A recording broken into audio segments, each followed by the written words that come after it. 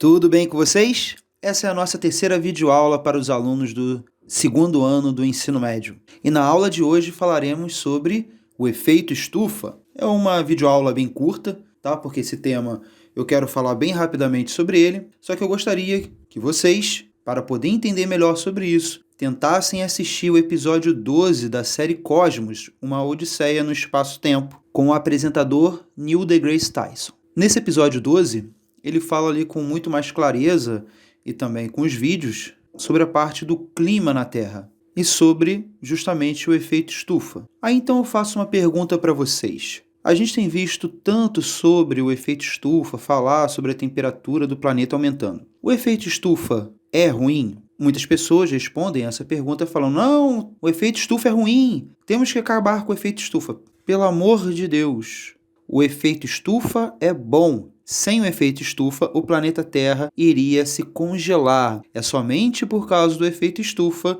que tem vida no planeta Terra. O que é o efeito estufa?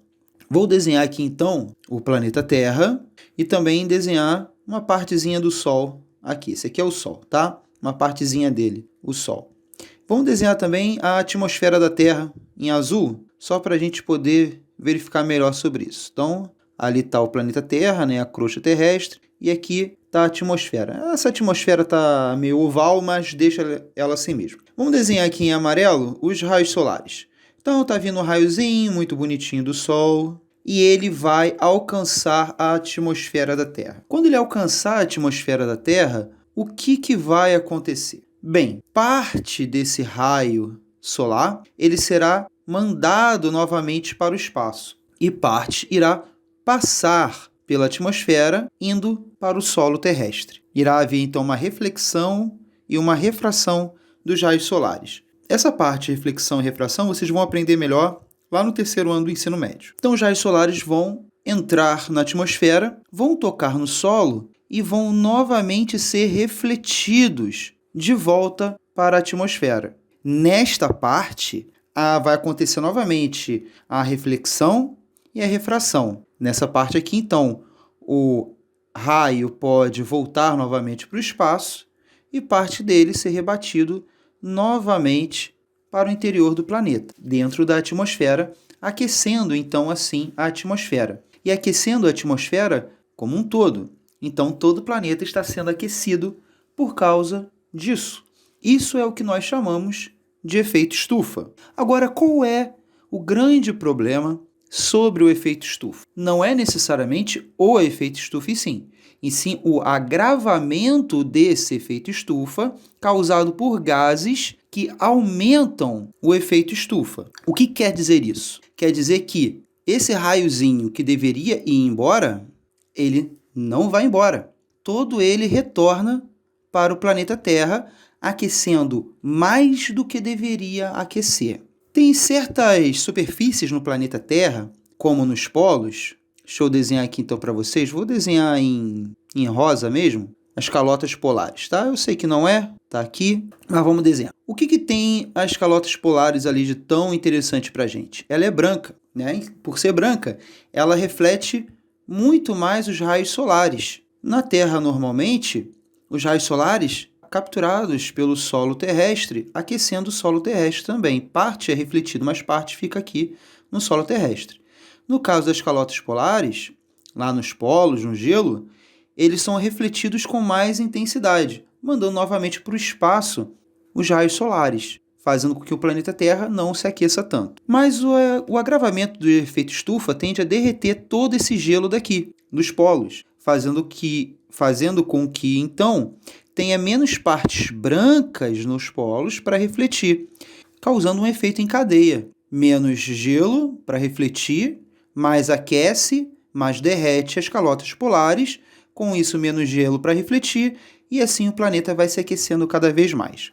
Então essa é a causa direta do aquecimento do planeta Terra, a diminuição e o derretimento das calotas polares. Sobre essa parte, o que vai acontecer com o planeta Terra, eu não vou comentar muito sobre isso. O que eu quero que vocês entendam é que muitos cientistas, e quando eu falo muitos cientistas, eu estou falando uma parcela grande dela, não todos eles, porque na ciência funciona exatamente sobre isso. Nem toda teoria ela é colocada 100% pelos cientistas. Podemos observar a teoria da relatividade geral de Einstein. 90% dos físicos aceita, outros 10% ainda têm dúvidas. Então precisam ser sempre comprovadas. A ciência funciona dessa forma. Mas, conforme eu estava dizendo, muitos cientistas colocam esse agravamento nos gases de efeito estufa. Quais são esses gases do efeito estufa? São todos os gases provenientes da queima do petróleo, que são os combustíveis fósseis, né? Vou até escrever aqui, combustíveis fósseis. Esses são os principais.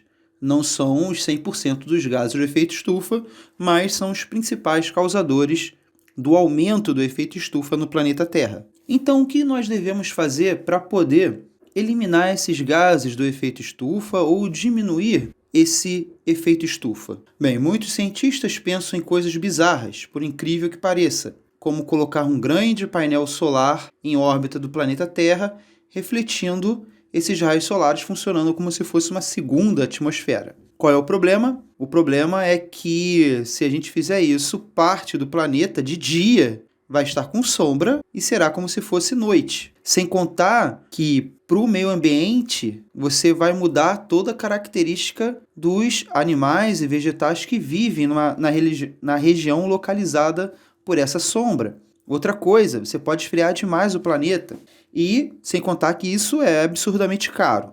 Sobre isso, tem um filme muito antigo que se chama Highlander. Se eu não me engano, é no Highlander 2 que ele propõe fazer exatamente isso no planeta Terra. Highlander é aquele filme que só pode haver um, né? Eles são alienígenas que vêm para a Terra e tem para haver somente um deles para conseguir vida eterna, tem que cortar a cabeça do outro. É muito interessante esse filme, Highlander, já teve uma série na TV, mas não deu muito certo, mas os filmes, eu acho que foram 3 a 4 filmes sobre isso, não me lembro muito sobre isso, mas esse filme retrata um pouco sobre essa parte aí. Mas é só essa parte mesmo, tá? Outros problemas que a gente pode colocar é acabar, então, se eles são os problemas, acabar com os combustíveis fósseis.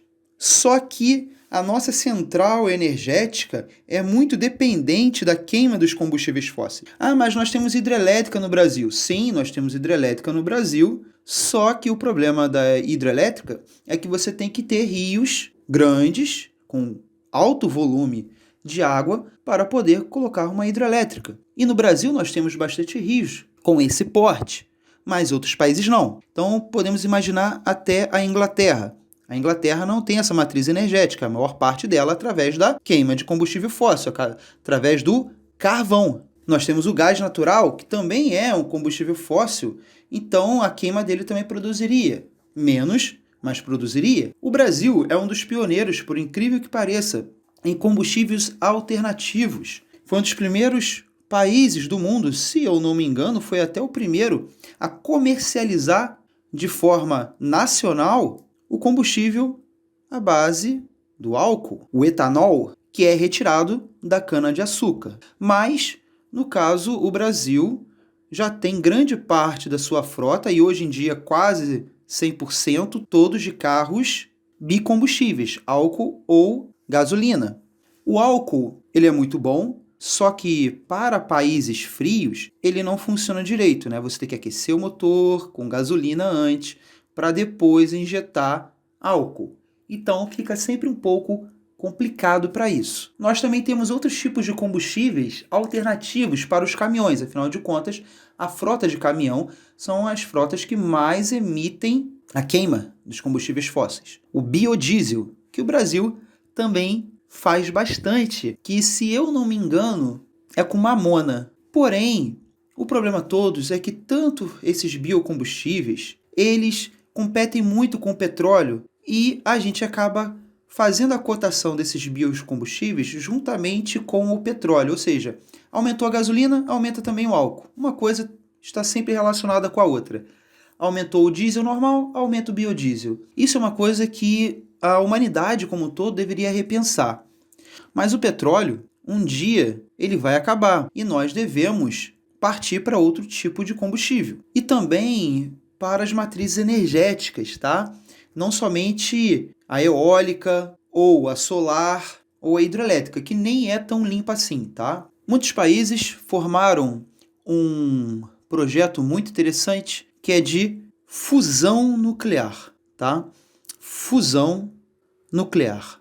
E essa matriz energética é muito melhor do que a fissão nuclear. A usina de fissão nuclear funciona através da quebra de núcleos atômicos muito pesados, como o urânio.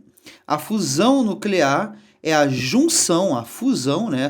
A junção de dois núcleos de átomos muito leves, como o átomo de hidrogênio. Só que essa tecnologia é muito complicada. Isso acontece aonde? A fusão nuclear? Nas estrelas, no nosso Sol. Ou seja, a temperatura tem que ser extremamente gigante para que essa fusão nuclear aconteça. Sem contar que as estrelas, como ela tem massa muito grande, também tem uma força gravitacional muito grande, juntando, através da força gravitacional, esses átomos. Como no planeta Terra a gente não tem como alterar a força gravitacional, toda essa parte para juntar esses átomos tem que ser por meio de uma temperatura que chega a mais de 100 milhões de graus, para que esse núcleo junte com outro. E como que se vai controlar uma temperatura de 100 milhões de graus no reator nuclear? Aí a gente utiliza o magnetismo para poder fazer um escudo de calor para que a temperatura não passe para o material do reator, senão iria derreter o reator. Então a tecnologia tem que avançar muito ainda para que a fusão nuclear aconteça. As nossas melhores estimativas para que isso aconteça é daqui a 100 anos. E a fusão nuclear ela não emite nenhum outro átomo radioativo igual à fissão nuclear. Não tem problema com radioatividade, não tem problema com absolutamente nada. Ah, mas se esse negócio explodir, vai explodir o planeta Terra. Não, porque como eu falei, para acontecer essa reação, ela é muito instável.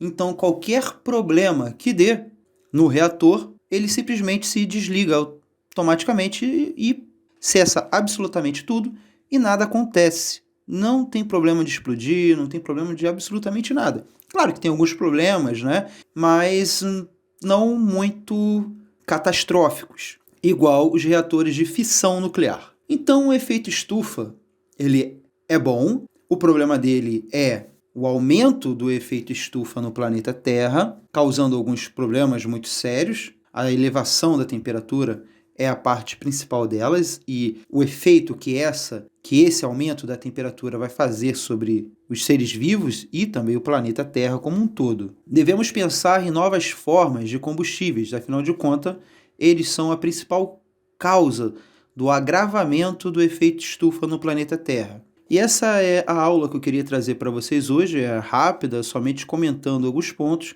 mas conforme eu falei, para fechar ela direitinho, vejam o episódio 12 da série Cosmos, uma Odisseia no Espaço-Tempo. Muito obrigado pela atenção de vocês, se cuidem e fiquem em paz.